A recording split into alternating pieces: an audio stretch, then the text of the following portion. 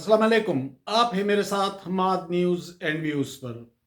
कुछ बात करेंगे नए जजेस की तैनाती और सुप्रीम कोर्ट में जजेस बढ़ाने के हवाले से सेनेट में बिल पेश किया गया।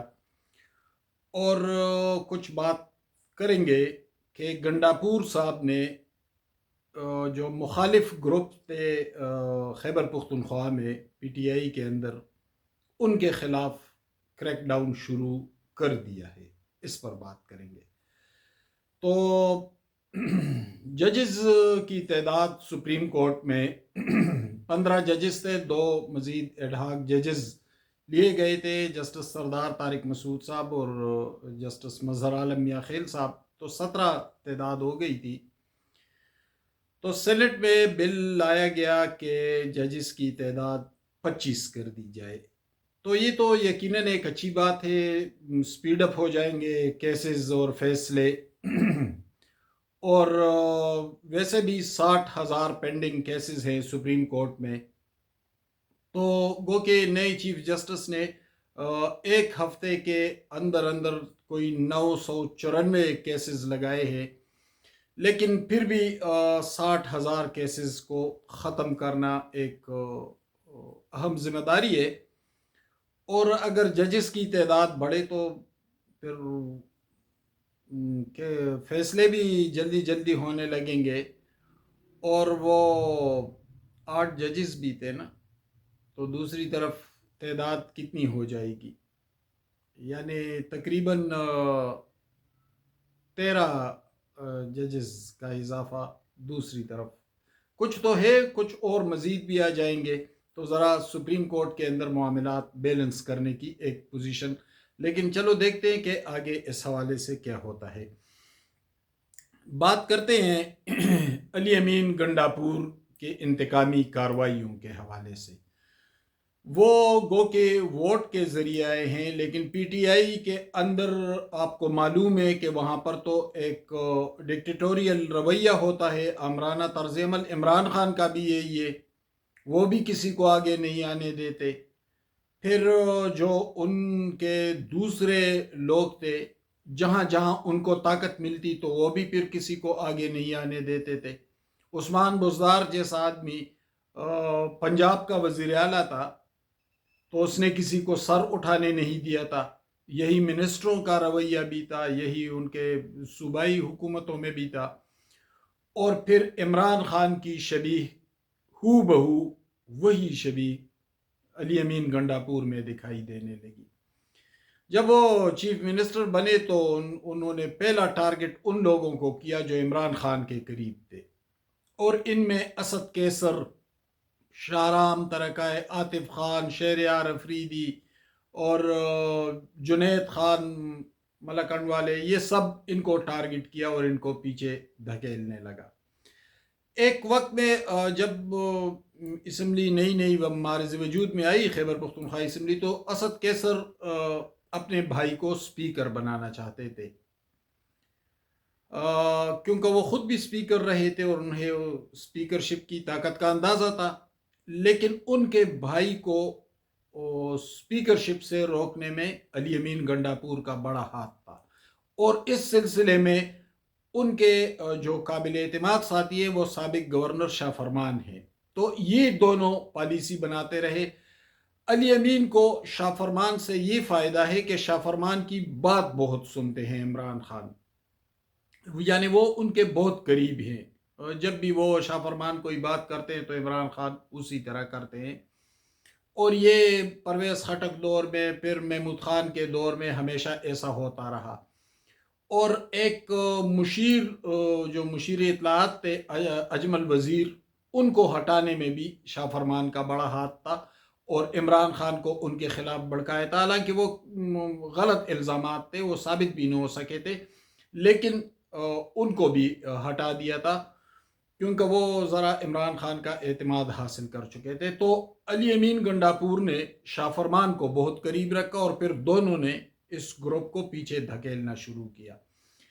आतिफ खान मर्दान से एमएनए हैं और ये इमरान खान के बहुत करीबी और पुराने साथी हैं। आतिफ खान ग्रुप के ظاہر شاہ تورو فوڈ منسٹر ہیں خیبر پختونخوا میں، اور ان کے خلاف گندم سکینڈل آیا تھا. تو یہاں پر ہوتے تو بہت بڑی کرپشن ہے، تمام وزارتوں میں کرپشن کے چرچے ہیں، لیکن ظاہر شاہ تورو کے معاملے کو بہت اچھالا گیا. تو بعض ذرائع سے میری بات ہوئی تو وہ کہتے ہیں کہ اس کے پیچھے گنڈاپور تھا، کہ اس نے تمام بعض صحافیوں کو اور دوسرے لوگوں کو وہ معلومات فراہم کیے تھے کہ اس کو اچھال دے، کیونکہ وہ عاطف خان گروپ کا تھا. تو اسد کیسر کے بھائی کو سپیکرشپ سے پیچھے ہٹایا، پھر عاطف خان گروپ کے ظاہر شاہ تورو کے خلاف وہ سکینڈل لے کر آیا، اور شاہرام ترکائی کے بھائی فیصل ترکائی جو اس وقت صوبائی کابینہ میں ہیں، ان کو بھی ہٹانے کا انتظام کر چکے تھے، اور وہ نوٹیفیکیشن ان کے ٹیبل پر پڑا تھا، جس میں 2-3 لوگوں کے نام تھے، جس میں مشال یوسف زئی بھی تھی، اور پھر ان کو ہٹایا بھی گیا تھا، لیکن شاہرام نے بہت دوڑ دھوپ کر کے اپنے بھائی کو بچا لیا تھا. لیکن بچانے میں عمران خان کا کردار نہیں تھا یا پی ٹی آئی کا، وہ کردار شاہرام نے کہیں اور سے ڈھونڈ لیا تھا اور اپنے بھائی کو بچا لیا تھا. شیر افضل مروت کے بھائی خالد لطیف کو بھی مشیر کے عہدے سے برطرف کیا تھا. شہریار افریدی کوئی خرم نام کا ایک پرانا پی ٹی آئی ورکر ہے، اس کو سینٹ کے لیے نامزد کیا گیا، تو گنڈاپور نے اس کو ہٹا کر نور الحق قادری کو سامنے لایا تھا. تو یعنی یہ جو اچھا، وہ جنید خان جو ملکنڈ کے ہیں، وہ اور شکیل جو سی این ڈبلیو کے منسٹر تھے جو بعد میں مستعفی ہوئے، تو ان کے خلاف تو پھر جو کچھ ہوا وہ تو آپ کے سامنے، جو سی این ڈبلیو منسٹر نے پریس کانفرنس بھی کی، پھر بعد میں مستعفی ہوئے. جنید خان نے ٹویٹ بھی کیا کہ ہماری انتہائی بیڈ گورننس ہے صوبے میں، اور پھر ان کے ساتھ پھر گنڈاپور نے شکیل خان کو بھی ہٹایا صوبائی وزارت سے. تو یہ تمام گروپس کے خلاف اب گنڈاپور صاحب مزید آگے بڑھ رہے ہیں. کل 31 اکتوبر کو اینٹی کرپشن نے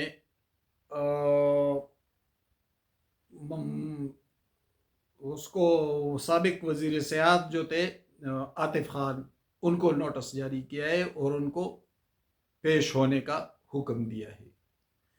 تو عاطف خان کون ہے؟ عاطف خان تو مردان سے ممبر قومی اسمبلی ہیں، عمران خان کے پرانے ساتھی ہیں، لیکن چونکہ گنڈاپور کے مخالفین میں شمار کیے جاتے ہیں.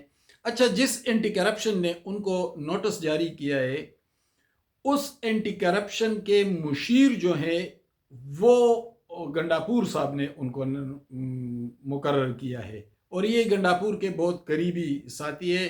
نیب کے وقتوں کے، جب نیب کے معاملات تھے، اس وقت سے یہ D G NAB Khyber Pakhtunkhwa تھے، تو اس وقت سے ان کے ساتھ قریبی تعلق ہے. شاہ فرمان، گنڈاپور اور یہ نیب، یہ اینٹی کرپشن کے جو مشیر ہے بریگیڈیئر مصدق عباسی، یہ سارا ایک ہی گروپ ہے. تو اسی اینٹی کرپشن سے ان کو نوٹس جاری ہوا ہے، جس کا مشیر گنڈاپور کا قریبی ساتھی ہے، اور اس کو مشیر کے عہدے پر بھی گنڈاپور نے مقرر کیا ہے.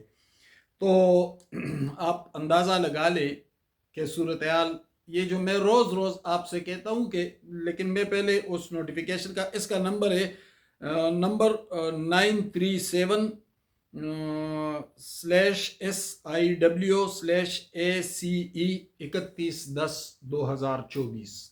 اس نوٹیفیکیشن کے ذریعے عاطف خان کو اینٹی کرپشن میں پیش ہونے کا حکم دیا گیا ہے.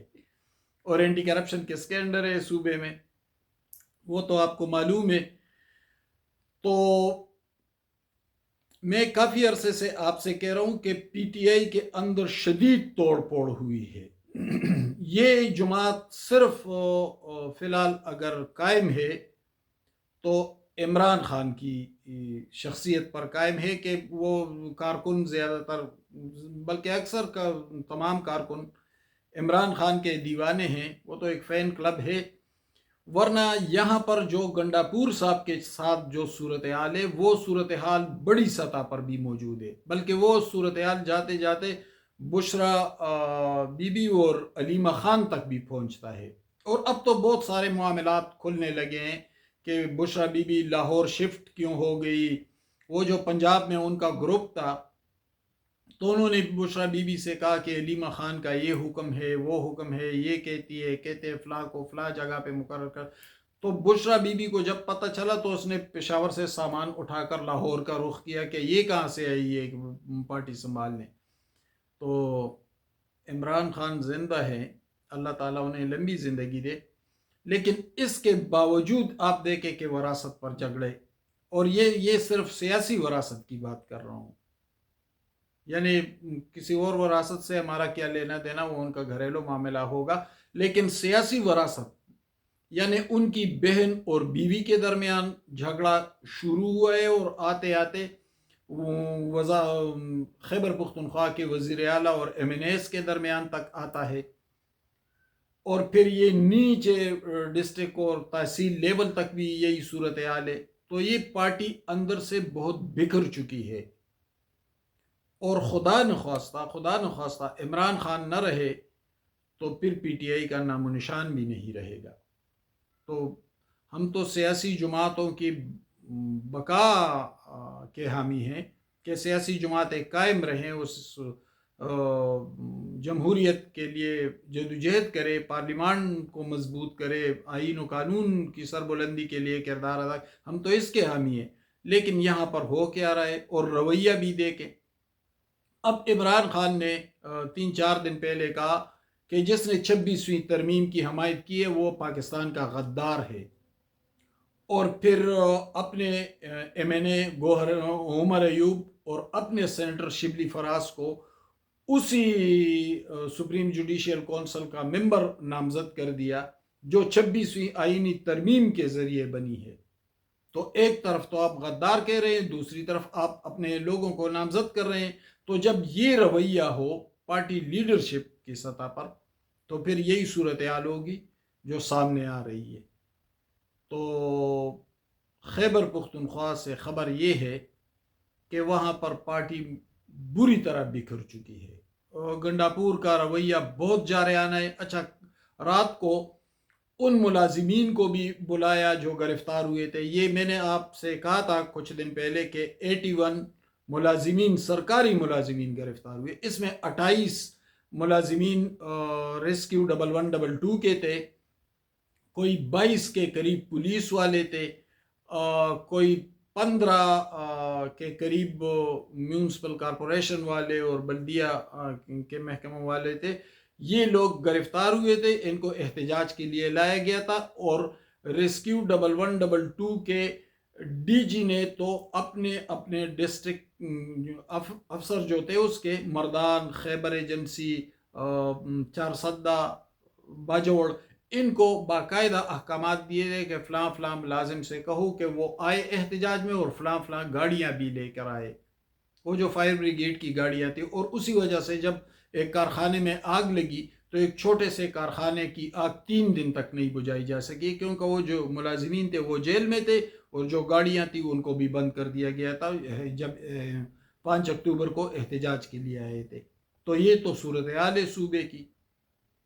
وہ لوگ رہا ہوئے، وہ گئے تو گنڈاپور صاحب نے سب کو بلایا اور ڈنر کروایا، 10-10 ہزار روپے انعام دیا، ایک سٹیپ پروموشن دی، اور ایک ہفتہ چھٹی۔